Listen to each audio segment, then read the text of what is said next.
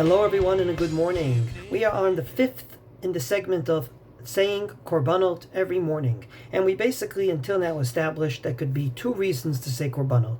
Either it's a means to learn Torah, or it's a recitation in place of sacrificing. And the last time we dealt with at least three ramifications that could be between these two explanations. And I'd like to add two today, which literally gets to what I would call how literal is saying Korbanot. Number one, do you or can you say it at night? As everybody knows, in the temple was only open for business during the day. It opened up with the Tamid Shel Shachar, with the morning Tamid sacrifice, and it closed with the Tamid Shel Ben Arbaim, the Tamid sacrifice in the evening. What we commemorate with Shachris and Mincha, that's the way the day was at the temple. And all personal sacrifices were brought and sandwiched between the two, with the exception of Korban Pesach. So, everything was done during the day. From that perspective, can we say Korbanot at night? Let's say you wake up early, and indeed, it's not yet Alot HaShachar, it's not yet dawn. Can you or can't you say Korbanot? Comes along the Mishnah Berurah, and I remind you, this is the same man that said you cannot say Korbanot on Tisha B'Av, implying that it's learning Torah, and indeed says, if you don't have time, you can say Korbanot even at night. Obviously, if it's learning Torah, you can learn Torah by day as well as by night. So therefore, son of the Rosh, in his code of Jewish law, comes along and says, Omnam Parshat Korbanot Tov Yoter La'omra Bayom. He says, better to say it during the day, not total obligation, but better. Shehem bimkom karvat korban shesmano bayom. Indeed, to make it as commemorative as possible, it's better to say it during the day. But once again, not ma'akev. From this perspective, we can basically say that the Torah says it may be a recitation in place of bringing a korban, but it's not exactly. So either he assumes it's like learning Torah, or he says it may be a recitation, but not totally. But the Shulchan Aruch, true to his point of view, I remind you, Rav Yosef Karo said you could say the Korbanot on Tisha B'Av because it's not learning Torah, it's a recitation. He's the one that said that women are obligated because it's part of the prayer service, nothing to do with Torah learning. Not surprisingly on this issue, he says, and I quote, Parshiot HaKorbanot lo ye'amer ela bayom. You can only say it during the day. If the recitation is in place of sacrificing, then it has to be at the time that they sacrificed, namely during the day. Indeed, later on in the Shulchan Aruch he says, "Hamashkim kodem or hayom." If you get up before dawn, mevarech kol seder habrachot. So you're on a plane, one of those long flights, say from Israel to L.A., and at one time or another you wake up and it's long before dawn. Well, you can wash your hands, say al netilat yadayim. You can say Elokai Neshama, you can say Asher Yatzar, you can say everything. Chutz mi birkat hanoten nesachvivina, the first of the 15 brachot we usually say together with Shelo Asani Goy, etc. That one you can't say. U parshat tamid yamtin me'om la'achia or bayom. And indeed, the Tamid sacrifice part of the Korbanot, probably all the Korbanot, you cannot say until the day comes. So, indeed, the Shulchan Aruch is consistent, as is the Mishnah Berurah. The Mishnah Berurah says it's like Torah learning, and therefore you could say it at night if needed.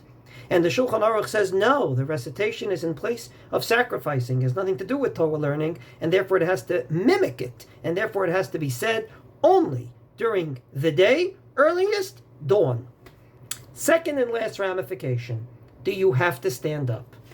In the Beit HaMikdash, when they brought Korbanot, and Yeshiva Ba'azara, there is no sitting in the courtyard where the altar was. Ela lamalchei Beit David bilvad. Only the kings from the house of David could sit there. So the Kohanim obviously stood when they did the holy sacrificial work.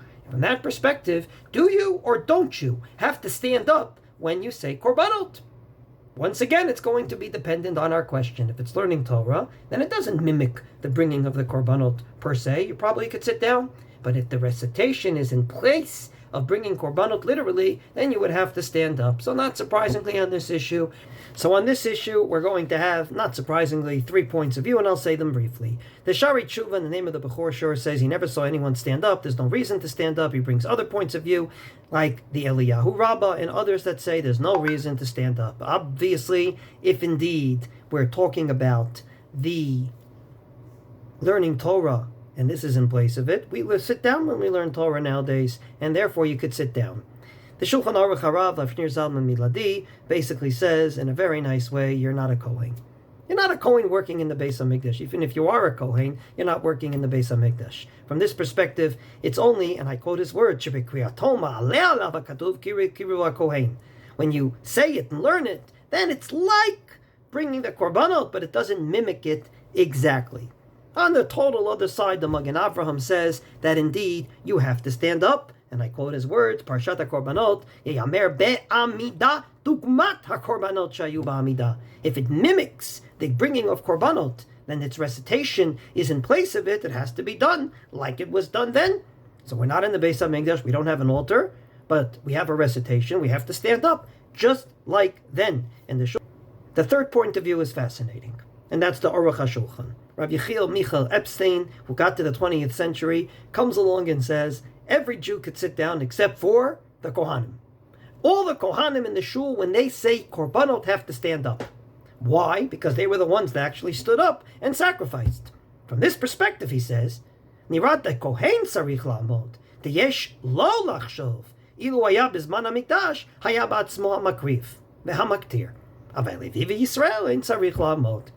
Fascinating point of view. I have a lot to say about it, but he too assumes that the recitation mimics and is in place of bringing Korbanot, and therefore you have to stand up. So to sum up, the question of, is it like learning Torah, or is it mimicking what they used to do, albeit via verbal recitation, has 2 ramifications we added today. Number 1, can you say it before daybreak or not? And number 2, do you have to stand or can you sit?